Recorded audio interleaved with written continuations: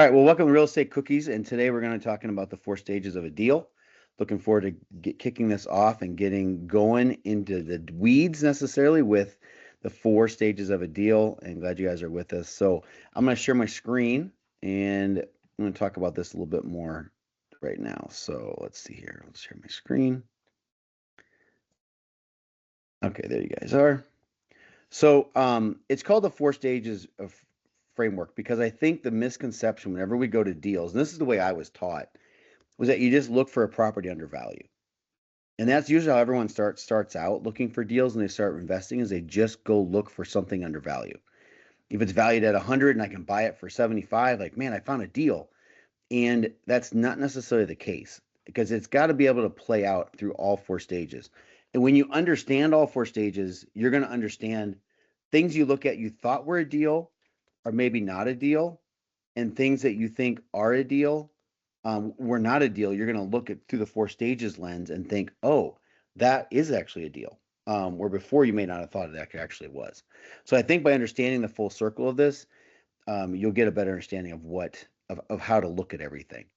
Um, and I love this quote. I was listening to a podcast recently with Jelly Roll on it. I don't know if you listen to his music at all. He was always the kind of the big guy. He was like 400 pounds. He's huge, and hence the name Jelly Roll. And he had addiction problems, drug problems, all kinds of things. And losing the 400 pounds have been just unbelievable for him if you watch his journey at all. But he said something, and it applies to so many things, especially real estate investing. And this is usually the source of people's discouragement, is that many people overestimate what they can accomplish in 3 months and underestimate what they can accomplish in 3 years. And so I think what happens is we get excited about the real estate investing, excited about the concept of it. We push into it and thinking we're going to, go get 2 deals done in the next 3-4 months. And when that doesn't happen, we don't get the immediate return on it.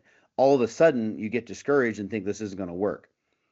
But then you totally underestimate what you can actually do in 3 years. Because if you just purchased one house a year for 3 years or even 5 years, you're doing more than 90% of the people out there. And what happens, it's momentum in real estate. So once you get the first deal and the second deal, it's weird because the third and fourth and fifth deal just come out of the woodwork because now you have contacts made, people know what you're doing. You have bankers who feed you deals, you have real estate agents that know things. And so all of a sudden momentum starts happening where you get deals and real estate things thrown your way. And it's like, where did this come from? Why is this being given to me? And in the beginning, it's really tough. It's like, starting to roll that big rock that seems like it won't move. But then once you get momentum, it'll go further than you ever imagined it going. And so don't get discouraged in this. Just understand it right and do it right. And it's well worth it. So what are the 4 stages? What are the 4 stages? And these are what this is my kind of design and the way I look at the whole thing. And these are like my words that I've come up with that help me walk through the process. So number one is acquisition when you purchase the property. So how you number one is how you purchase the property is super important. You can buy it, you make your money how many of you have heard the phrase you make your money when you buy? And it's true. You do make your money when you buy. If you overpay in the beginning, the other 3 stages are going to be very difficult. So you gotta acquire the property the right way. And so and that's where you gotta learn about values, the way to structure the deal, and all those types of things. But your acquisition is super important. But then your renovation is next important. And so when you think of renovation, what do you guys normally what do you think of when you think of renovation? What are we doing to the property?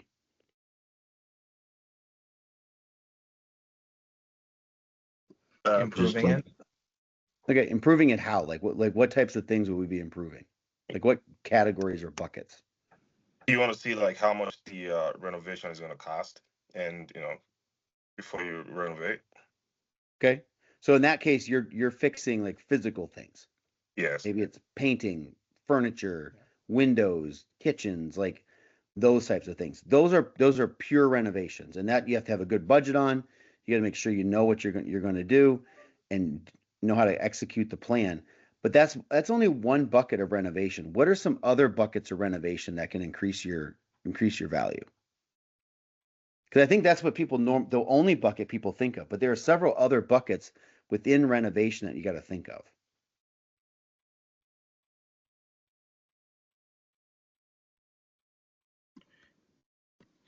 Like efficiency, like putting in new windows and new heating systems that are more efficient.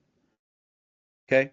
That would go in, yeah, that's going under the physical renovation bucket, so to speak, because then you're making progress that way with heating bills and also just making it look nicer.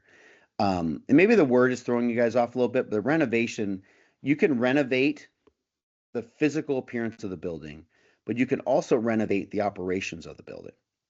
Okay, so there's especially when you get a little bit of a business attached to it, or even an apartment building where I'll give you a quick example. We bought an apartment building in Kansas City that the electric bill was why they built an apartment building without separate utilities. I'll never know. Okay, like it just I can't imagine. So you got this every month you get this big bill for electric, and it was crazy. So one of the steps we did was we hired a company to split it based on we hired a company to split it out and bill people individually for their bill.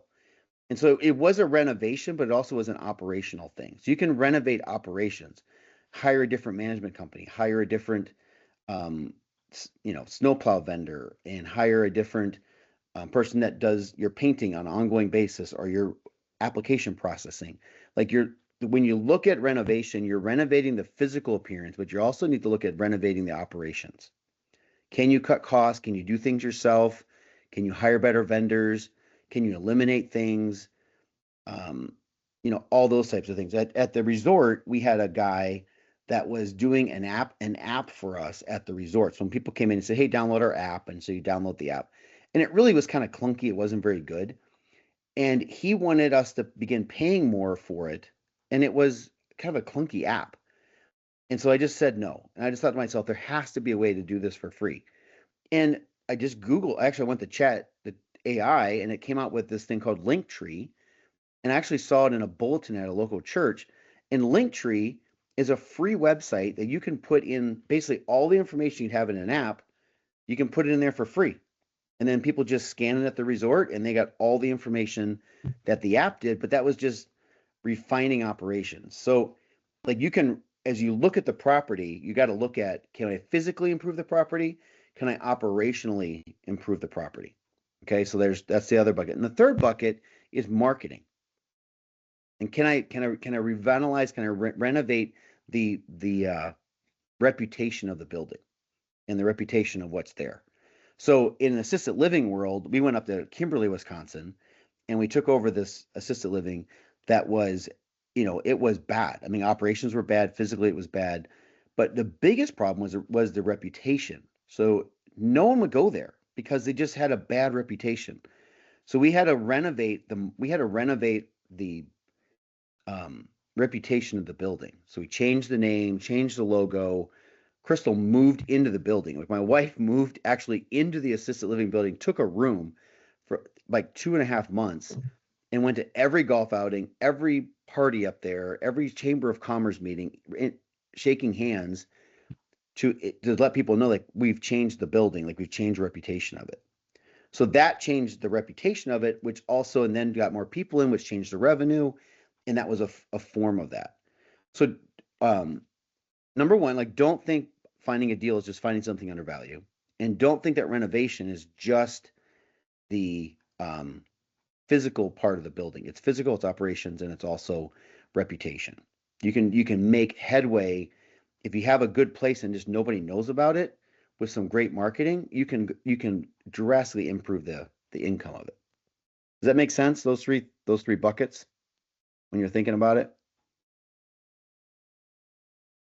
Makes sense. So Steve, I have a Yeah. question. yeah, go ahead. When you think about a first-time real estate investor, would you recommend isolating one of those three, either based on your skill set or just to sort of narrow in on the renovation space? Well, I not necessarily. So let's take it from example of Probably a single family home probably is going to just be more Yeah. physical renovation. I mean, you're going to fall in that category, I would say. Okay. But if you go into any kind of apartment building, let's say it's a 4-unit building you find, or a 6-unit building, a small apartment building you find. Well, you have opportunity then to renovate the physical appearance of the building. You have opportunity to renovate the operations of the building by how you operate it. Um, some of those small buildings, I know guys were hiring. They hired the local, guy that comes around with the big truck to mow the grass, and they pay that every month. And then you'll say, well, I'm not doing that. I'm going to go over and pay it, or I'm going to pay my neighbor kid $10 to go do it. And so operationally, there's opportunity for that. And then the third thing is really marketing.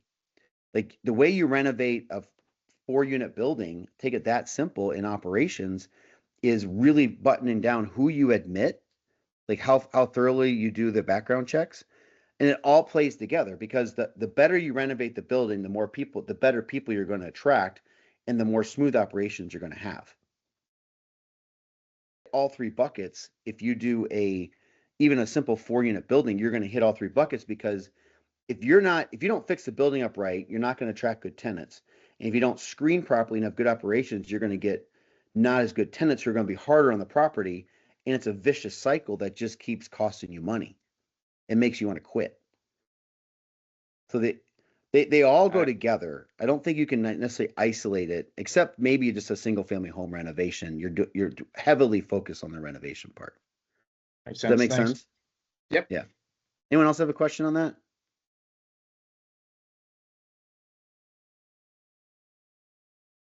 Cool. So when you're like right now we're looking heavily at small resorts. Like we bought one. I'd like to get another one this year. And so I'm looking heavily at resorts. It's like small 50 bed resorts that are on a water feature or a mountain feature or a river feature that, that's what we're looking for. So I'm really looking at what's the renovation? Is it really nice? Secondly, what are the operations like? What programs are they using? What tech stack are they using? How are they? And then the third one is reputation. Are they marketed on social media? If they got the word out more, would we have more customers? And so I mean, I'm really become more in tune with that, with the next phase that we're looking at with small resorts, than I was probably back in the day. And I think if I'd have known it, I think I would have I only concentrated back then on renovating and not too much on the other 2 buckets. So just be real aware of it, that you can make money in all 3 buckets. So, okay. Any other questions on that? Okay, cool. Third one is stabilization.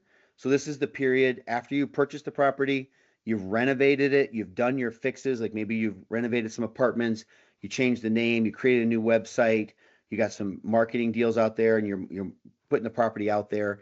Now you got stabilization. So this is when the property is leased or prepared for sale, and it's improved, and it's improved performance. So it's in a state where it's got to improve.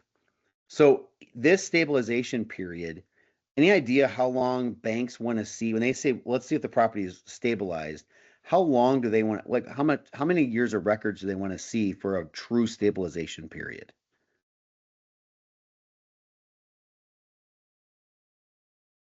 Any ideas? 3 years. How much? 3. Perfect. That's what usually they want. They might go 2, but usually they want to see 3 years. So it's not like, so if you're going to go the full cycle, and we're going to look at the Excel document here in a little bit, if you want to go the full cycle to get to the refi piece to hold on to it, you got to have that in your timeline. It's a 3-year cycle where you're going to show your stabilization period. You're not going to have 3 good months and run to the bank and ask for more money. It doesn't work that way. You can't have 3 or 4 good months or even 6 good months and then put it on the market to sell and expect to get the higher value, because the next person is going to want to see 3 years records. So as you make the renovations in all 3 buckets and you go to the stabilization period, if your property has an operational feature, if it's a single family home, it doesn't have that. But if it has an operational feature in it and several units where you're marketing, now you've got a stabilization period where you can really take those 3 years to ramp up the NOI every single year, and therefore increase your value. Now, if you're doing a single family home, You renovate mostly in the physical bucket, then you market it. Someone can come in tomorrow and pay a higher price. It doesn't matter. You don't need a seasoning period to sell the property. But if you're going to lease it and hold it and go back to the bank, then you have what's called a seasoning period that you have to own the property for. Does that make sense? All right. So what they'll do is they'll take usually like a 3-year average of your NOI. Remember, net operating income, what we're making in the property before we pay the mortgage, and taking the income minus expenses before the mortgage to get your NOI. They're going to take the 3-year average of that to apply a cap rate to it to figure out the value of your building or your business, whatever you're working on there. So, but the stabilization period, there is a seasoning period in there. So you got to plan that in your cash flow analysis. All right. And then the last one is realization. And this is where anytime you go to the first stage, which is acquisition, you're placing a bet. Like you really are. You're placing a bet. Like going to Vegas and putting money on black or putting money on red. Like you're placing a bet that I believe this property, if I buy it at this price and I put this into it and I manage it like this, I can make a profit. And sometimes you're right and sometimes you're wrong. And so the realization period is at the end when will someone actually buy your property when it's fixed up? Will they lease it? Will you increase the value? Can you actually do it? That's the realization period. This is when you either sell it, refinance it, hold it, but you realize the results of your plan. And this is the key piece. If you don't know all 4 steps in this plan before you jump into just buying something undervalued, you're missing out on a huge piece of the real estate puzzle before you get into it. All right? Because the refinance piece is where you make a lot of money if you do it right. Because if you have a line of credit available, say if you have a investment account and you can borrow against that, thank you, Carl. Or if you have a house and you have a line of credit on that, or you can pull a line of credit, or you can pull just cash and buy something. The refinance piece is where you make all your money. And it might be it's on selling it, but we're gonna look at the full cycle here in a little bit. All right. Any questions on the four stages? Okay, because they're important. All right, cool. Let's go to the spreadsheet. All right. So this handy dandy spreadsheet, I sent it to you guys. You can play with it. I'm still working on it, but it's pretty good. I think it gives us, there's a couple pieces missing, and I'm going to leave it that way just for the simplicity of what we're doing today, because I think if we had tackled every single thing, we'll get lost in the details. What I really want you to see out of this is just the full cycle to understand how you could look at a deal and how you could look at getting out of the deal and getting all your cash back, but staying in the deal. So wouldn't it be nice? I mean, be nice to have, let's say you have a $300,000 line of credit or access to $300,000. Wouldn't it be nice to use that same $300,000 to buy 10 homes? Anyone in favor of that? Does that sound good? Yeah. Yep. So instead of thinking, well, I have $300,000, I can only buy 2 houses. You look at that 300 and you go, well, if I do this right, I can buy 10 houses. I can buy a limited number of houses with the same $300,000. And that's the power of this. If you understand this, you can use that line of credit, use the equity in your house, use an investment account, whatever it might be, to buy unlimited properties if you can do the full cycle. Okay. So I met with a guy on Tuesday, or was it Monday? I don't remember. But he's buying small resorts as well. He's up in upper state New York. And he said, like, I've had three properties go full cycle. And I asked him, just clarify what you mean by full cycle. And he, we bought it, we renovated it, we stabilized it, we refinanced it. And so they got all the cash back out and they're still operating the property. And I'm like, I think I like you, guy. Let's talk more. So we're talking more about stuff, but this is where it comes into it. So enough theoretical, let's put some numbers to something. So the scenario 1 is the scenario I laid out with just simple numbers, and it probably won't answer all your questions, but you at least see how all this works.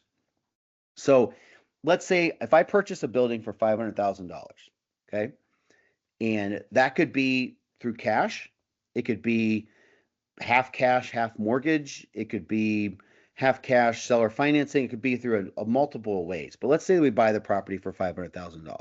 Okay. Let's just, in this case, to keep it simple, use cash.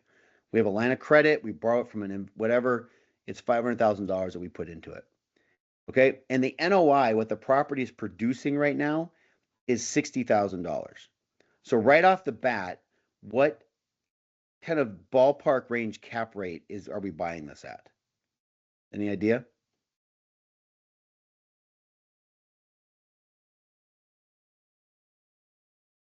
So let me ask it this way. If the NOI was 50,000, what would we be buying it at? What cap rate would we be buying it at? 10%, right? 10%. Right. You just add a zero. So the cap rate's 50,000 and we're buying it at 500,000. We're buying it at a 10% return. So saying that if we paid $500,000 cash for it, we would make $50,000 a year, 10% return. But here we got a $60,000, buying at 50. So that tells you the NOI is somewhere in the range of what? Does it go up or go down? Up. It goes up. So we're probably at goes 11, up. 11 and a half cap, somewhere in there.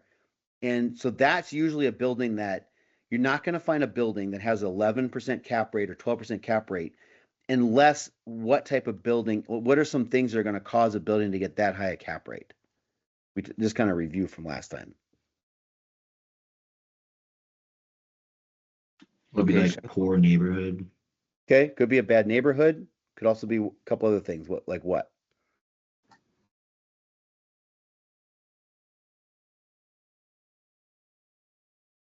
You could have, maybe the owner is distressed. They haven't kept up with the painting. They got bad operations. They got long grass in the front. They haven't been screening their tenants. They're just frustrated. They're motivated to get out because the building has kind of gotten that cycle of bad tenants damaging the property, no money to fix it up, and it gets in this bad cycle. And so they're desperate to get out. So if you get in this scenario, it's like an 11 and a half cap, somewhere in there, we're buying it at. So it's it's got some issues. Okay.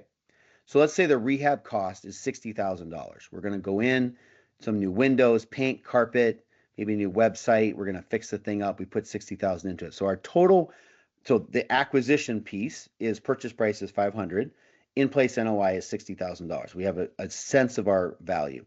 The second phase, renovation, we're going to put $60,000 into it. And that's a combination of physical fixing up, some operational fixing up, and some reputation fixing up, all three buckets. So now our total project cost is 560. Okay. So then we move so that we've done all that for the express purpose of raising the income. Because my bet I'm placing, I'm putting it on my money on red, is that if I paint the place, put a new roof on it, and I have new windows, and I clean it up, and I advertise it correctly, if I fix these apartments up, instead of renting them for 500, I think I can get 650. Okay, you do that math in your head, and you put all those numbers out, and you're placing the bet that I can go from 60,000 NOI to $80,000 NOI. I've increased the NOI by $20,000. And over a seasoning period of 3 years, I'm going to obtain an average NOI of $80,000. So that's $20,000 that I've increased it. And let's say this is a 4-unit building, just to make it easy. Does that seem like unreasonable to do that much, or reasonable? Like, you're just thinking through it. Like, what do you think of that? Increasing the NOI, the income of the property, by $20,000. Anybody? You guys are Seems quiet today. reasonable. Yeah. Seems reasonable for me if it's a Yeah, distressed it seems property, right? reasonable. Yeah, I don't think it's that bad. I mean, you increase the occupancy, maybe you do some efficiencies in the building, you get better tenants, you pay on time, you're not having rehab costs, like you're increasing by $20,000. So you think like, well, that's okay, $20,000, that's not that much money. Is it really worth all this risk? Is it worth all this thing just to increase the income by $20,000? But that would be just a slice of the whole thing. Because you're not increasing the $20,000 just to get $20,000 more dollars. You're increasing the $20,000 because you're improving the property, and the NOI has a multiplication effect. Okay. It has a total multiplication effect. At a Okay, so when you that are really good at math, you're going to help me for this because I didn't prepare for this. But at a 10% cap rate, it's like a dollar for dollar almost. At an 8% cap rate, you're a dollar 80. I think you're a dollar 80 per dollar. I think it's how it works. I have to go back and look at it. But if you look at this, you've increased the property NOI by $20,000. But two things move here. Rate at 8%. Now, how in the world can we buy a property at 11% cap rate and pull the value down to 8% cap rate? Like, let's think about that for a second. Why would that work? How could we actually be able to do that? Okay. Because I think a lot of times we think of cap rate being neighborhood dependent, and cap rate is not neighborhood dependent. If it's in a solid C neighborhood, which we've talked about, and the person operating the building has had bad operations, they're motivated seller, they've had a cycle of rehab and people destroying it and bad tenants, and you negotiate a deal to get them out of it, but it's actually in a pretty good neighborhood where everything else in that neighborhood that's stabilized trades or sells at an 8% cap rate. But that person can't get an 8 cap because their operations is not stabilized. Their operations are not where they should be. So the way to know what my stabilization would be to have a real estate agent pull comps for you of things that have sold in that neighborhood and look at the cap rates of what stabilized, profitable, good running buildings sell at. And would you do that in the stabilization period, renovation period, or acquisition period? Which period would you pull those comps? Acquisition, right? Acquisition, right? You need to So that know all helps you four place your stages. bet. Yeah. That helps you place your bet because you're like, okay, look, we can pick this thing up at a 10 cap, but everything else in the neighborhood is selling at an 8 cap.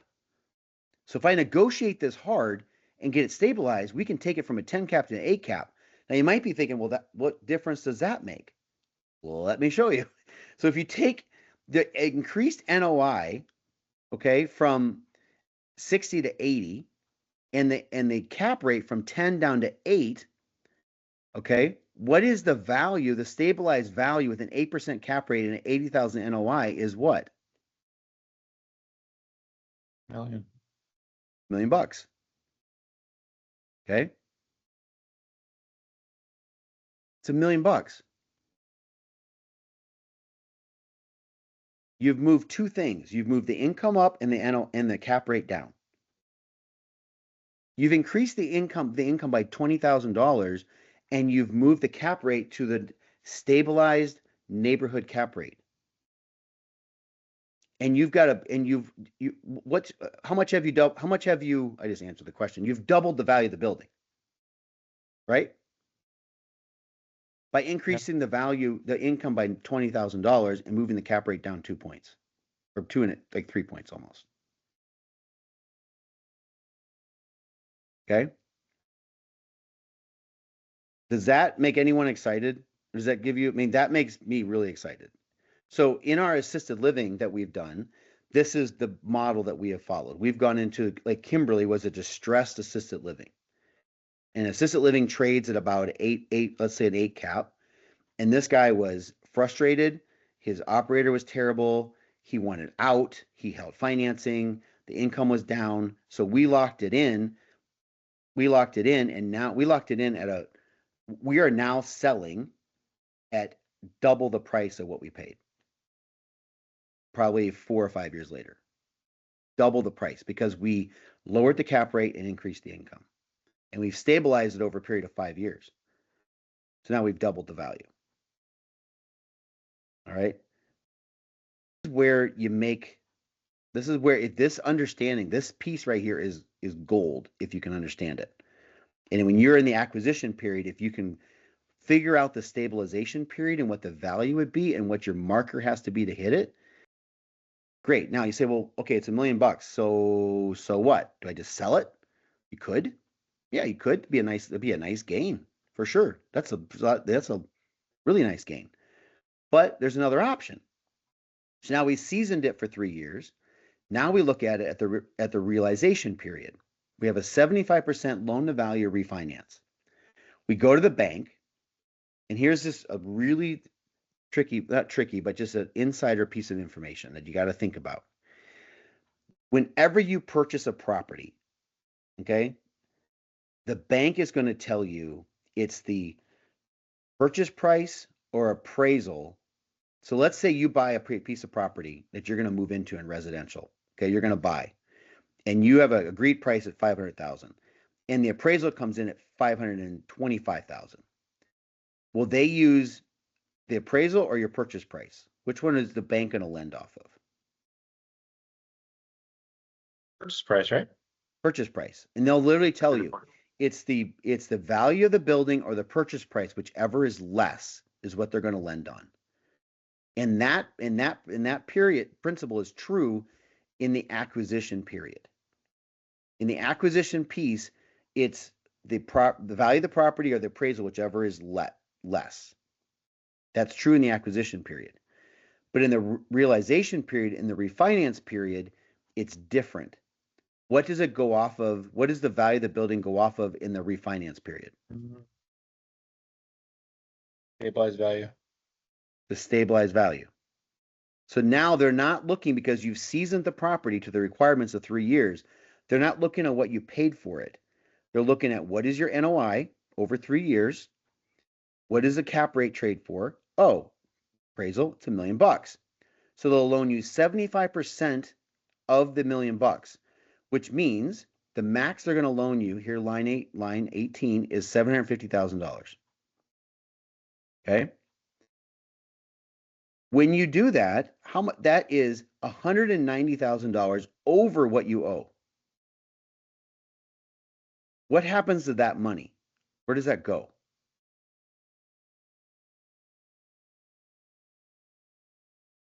So let's say you put 500,000 in of your own cash. Okay. You've gone through $560,000 of your own cash into this thing. You hold it for 3 years' time. You then go to the bank. It appraises at $1 million. They loan you $750,000 from it. You put the original $500,000 back in your pocket. Correct? I keep looking at you guys. I should look at the camera. You put the $500,000 back, $560,000 back in your pocket, correct? But the difference between the 560 and the 750 is the 190. Where does that money go? Anybody? Your next deal. Your next deal. It goes in your pocket. It goes in your pocket. You put back your $500,000. If you had to borrow it from a friend, family member, you pay them some interest on it. Okay. And you then put $190,000 in your pocket. And let me ask you something. Do you pay taxes on loans? If you take a loan out, do you pay tax on it? No. No.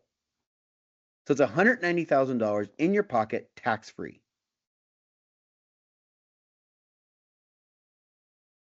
And you still have $250,000 of remaining equity in the building. Okay?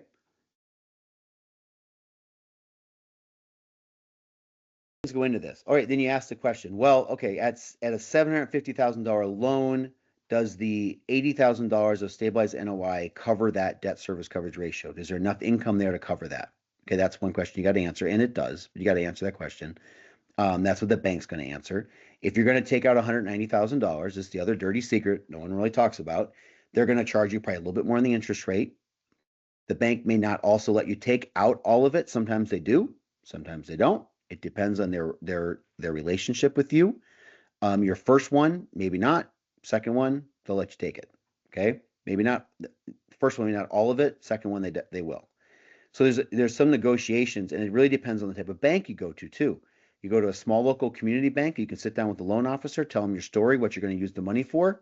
You have a greater, it's all day long. Okay, you can do it. So there's some nuance in this, but this principle and how you look at it is dead on correct. And I've done it, and I know other people that do it, and it's how people make money in these buildings. And it's the power of real estate. Okay. So if you take these buildings, like, and so that's a scenario one, and that's a pretty good scenario. Okay. That's a pretty good scenario. And now the money, that $500,000 is back in your pocket. Plus now you have $190,000 of, like, I don't want to call it house money, but you have $109,000. Now you basically have five, six, you have 700,000 almost that you can now go do your next deal with if you want to. Okay, any questions on this so far? This is how you build wealth in real estate. I'm telling you. Because now I have a property that's cash flowing.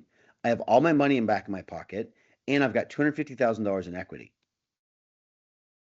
in the building. I'm at 75% loan to value. I've not over leveraged it. I've not over mortgaged it. If you want to go to 70, let's say you're conservative. Let's say your bank is conservative. And let's say we're only going to go to 70%.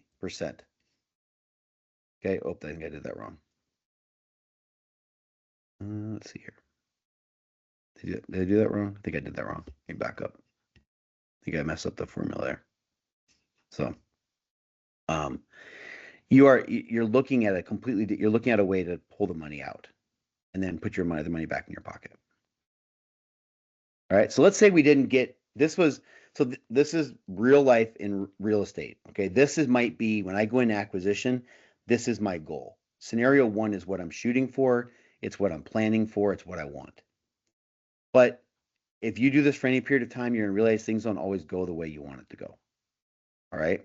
So let's say I get into it for 500 again, scenario two, get to 60,000. Total project cost is that. I can't get my NOI up to the 80,000 that I wanted to. I only got up to 70,000. The neighborhood changed a little bit. I didn't get the appraisal at 8%. I only got it at 9% cap rate. And so now I got a $77,000 value instead of $1 million. And I want you just to look at two things. The little bit that you did of moving, you only increased it $10,000 instead of 20, and you only moved the cap rate to 9 instead of 8. Look at the difference in the value. Okay. Now I go get a 75% loan to value. They're only going to loan that $583,000, and I'm only pulling out $23,000. I still have equity in the property. So I shoot for scenario one. I hit it out of the park. That's awesome. I might get scenario two if everything doesn't go as planned. Maybe the rehab cost goes way up. You know, get some of the things I want. But you're gonna build a couple scenarios, like scenario one, scenario two, scenario three. Like what are the worst case here? So now you can keep the property and operate it, and now you can go do it again. Which is why real estate is not just about buying cheap. It's really not. You buy right, that's acquisition. You create income, that's renovation. You prove it works, that's stabilization. And then let the bank or buyer recognize the value, that's realization. And if you can master all four by looking at a deal and looking at it, like, instead of 2D, look at it in 4D in all four phases, you're going to look at deals completely differently. Because I've talked to real estate investors and they go, well, where'd you buy your property? I said, well, I bought it off of the MLS. I bought it off LoopNet. I bought it here. And they go, oh, I never buy properties off of there. There's no good properties on there. And I go, that's not true. Like, it's just not true. I think people just only look at the cost. They don't look at how they can build value. I've purchased several things off of LoopNet that other people have passed by, but understanding all the components of it, you can make money there. You can make money on it. Okay. So, I'm just going to open it up here for questions. We got anybody have questions about this whole scenario? And then let me ask this: has anyone ever seen this laid out like this, like full cycle, all four things, and how everything plays together and moves? And what are your thoughts on it after seeing it?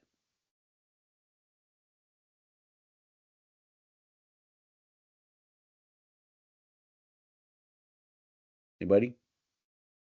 I'd say it's a nice. Go ahead. You go. No, you. I was gonna say it's a nice visual to kind of see like how it all works out, and even just like the slightest change of just that extra 10,000, like you said, in the stabilized NOI, and even just like I feel like the biggest change is like getting the cap rate lower because that's like gonna affect it way more, um, and just how much just the slightest bit can increase your profits by a lot more, and to look at all four stages rather than just like you said, it's not all about just buying it cheap. So. Yeah. Yep. And I Yeah, think that, go ahead. Oh, go ahead.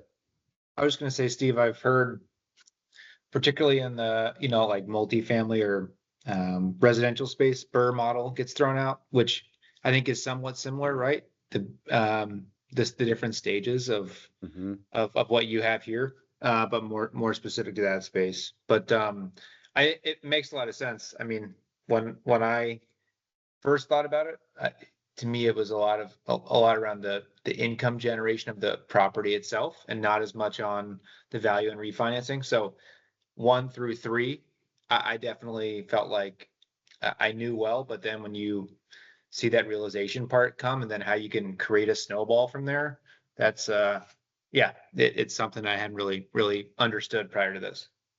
Yeah. Good. I'm glad that helped. It's good. So I sent you guys this spreadsheet, and it's pretty elementary right now, and I'm gonna keep working on a few bugs I can see that I make sure the formulas translate as I move things around a little bit, but I'm gonna keep working on it. But it is a great um, opportunity for you to kind of put some things through. I will say, like, there's a whole thing you can understand and go through. Like, you could teach several classes just on the acquisition period. Like, how do we buy at the right price? How do we structure the financing? What do we do? And every stage, you'd have the exact same thing. And I do think things get lost in the stabilization period. That's why I think, and that's come from us operating businesses for a couple of years. I see how much you can move the needle by moving the income, and I think a lot of people don't understand the stabilization period and how much you can move the needle by managing it well. And I think investors have this culture of like, I'll just hire a management company. It's kind of hands off investing. I don't want to get my hands dirty. And that's just, I've seen so many people go in with that attitude and just get smoked hard. They learn some hard lessons. After a while, yeah, you can hire some people to do it, but in the beginning, you got to have your hands dirty in that stabilization period to understand what levers move different things and how you can do it more efficiently before you can just turn someone loose on it to train them. That's my opinion on it, and people might disagree with me. That's fine, but it depends on the size too. I mean, you probably will have to have a management company if it's too big, but you got to stay actively involved in it to really make it work. Um, we built the place here in Ohio today at Simon's Corner, and I'm out there today. And something you don't think about, and probably only in Ohio, but we have a hitching post at the property. And so at the hitching post, they hitch buggies, and those have horses, and those horses crap all over the place. And like, do you have someone that's going to remove the horse crap? And I'm like, what? Like, that's operational. We have someone that comes scrape everything out. So that's what I was doing today. I was scraping it out until I can hire someone to do it, because I didn't have anybody else. I mean, I want customers to come. So it's like you just got to sometimes do what you got to do to get. I was walking around the mud putting stakes in with the reflectors on them so they don't drive in the grass. Like, you just never you just gotta be willing to do what you gotta do to get your property to the right place. And so don't think of yourself as this hands-off investor, because you're cutting yourself short. You should learn and do everything you can in the beginning to get really good at it, to learn it. So Steve, can I ask one more question on the scenarios? yeah. So let's say you had a property you were looking at, how many scenarios are you mapping out? Like, you've got 2 here, but is it kind of like best, likely, worst case scenario? And then looking at this spreadsheet, what would you view as a non-negotiable where you'd say, this is for sure a deal I'm going to pass on, um, as you're analyzing? Yeah, great question. It starts at the acquisition. So if I'm looking at it and I could see this whole value. I look at it and I go, well, I know I could upgrade those apartments, and I know I could get more rent from them. He's renting them well below market, and I know that, this place in a stabilized position will sell it at 8 cap. And I know that, and I can go through the renovation, stabilization, and realization, all three. But then when I'm negotiating with him, if he is sticking to, let's say he sticks to a 10 cap at 600,000, and I'm like, let's see what happens here. Make sure my formulas all work right. Um, and I'm looking at that at the 600,000, he won't budge. I run through the scenario and think, okay, well, it's not bad. Um, it still possibly would work at 600,000, maybe. Um, but then if you look at, well, let's say he's being really, he won't budge and he wants to go to 7, you know, I'm looking at things and now I'm like down here, negative down here, because my first is too high. Then I'm looking at thinking, I don't think I want to do this. So I'm buying at I'm not moving the needle on the cap rate at all. So a lot of it comes into this first initial price. If the seller is unrealistic in what they're going to take. And so if these numbers at the realization period aren't what I'm happy with, then I'm gonna pass on it. Okay. The other thing might happen is this: you might get the price at 50,000, 500,000, and then get into the contract and realize your renovation that you walked around and you kind of put the number of 60,000 on, but in your contract phase, your due diligence phase, when I'm getting all my real quotes, my hard quotes, I might be looking at it going, you know what? This isn't going to cost 60,000. It's going to cost 100,000. Like my rehab is well over budget. Now I'm looking at it going, I don't know if I still want to do this thing. So let's say I get this up. This now becomes $100,000. Okay. So now I have, I got to look at that and think, well, do I still want to do this or not? Is it still worth it? So there's a couple things in there I've got to be like looking at to make sure that I still want to do or not do. Makes sense. Thank you. Yeah. That would help me to pass as well.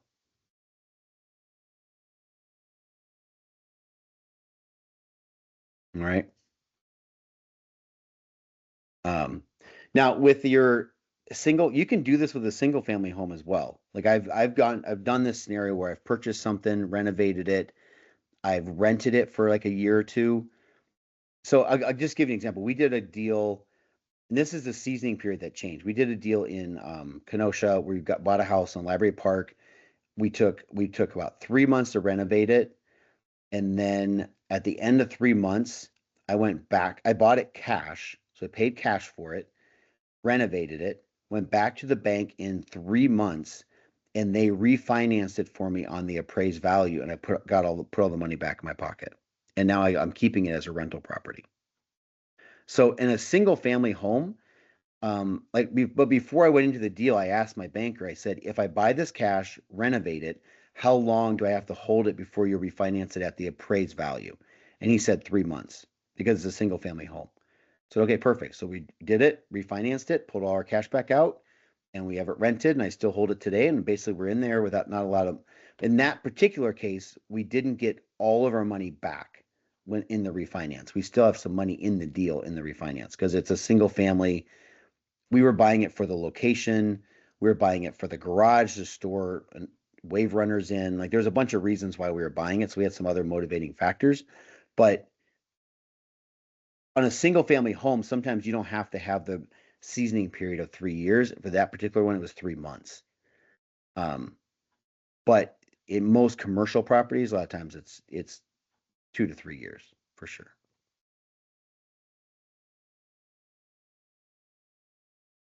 Cool stuff. Hope this was helpful, and I'm going to probably move in our next meeting. I'll move the time back an hour for Carl and Jaden. It's not so late being out here, but this is as you begin to look at deals and find deals, run them through the full scenario. Your comps that you're pulling, you need to pull comps in the after repaired value or the stabilized state. And that's when you're looking in the stabilization. So you're getting quotes on the renovation, you're getting quotes. quotes in the renovation period for this phase, comps in the stabilization period, communication with your banker in this and the realization period. Your banker, what will you refinance it to? How long is your seasoning period? How much money will you allow me to pull out? All those questions you get up front, you get answers to questions here. And then you just ask, you get comps here from real estate agents to know if you can sell it to 8%. And then you get the renovation period, you get actual quotes from your contractors to know if your assumption here is correct. And then that all informs you going back to the acquisition of what you can actually pay.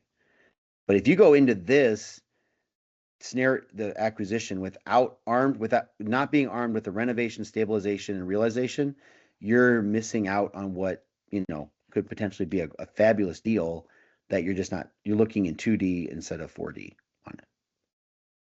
So let's keep working on it. Happy to help. If you come across stuff you want to run by me, I'm happy to talk it through with you guys. Anything else you need or want, I'm here for you to work through it. So good deal. All right. Cool. Thanks, Steve. Thanks for being on, guys. Appreciate it. Thank you, Steve. Appreciate it. Yeah. Good stuff. You guys are Thank you, great. Steve. Yeah. Thanks, Steve. Talk See to you ya. soon.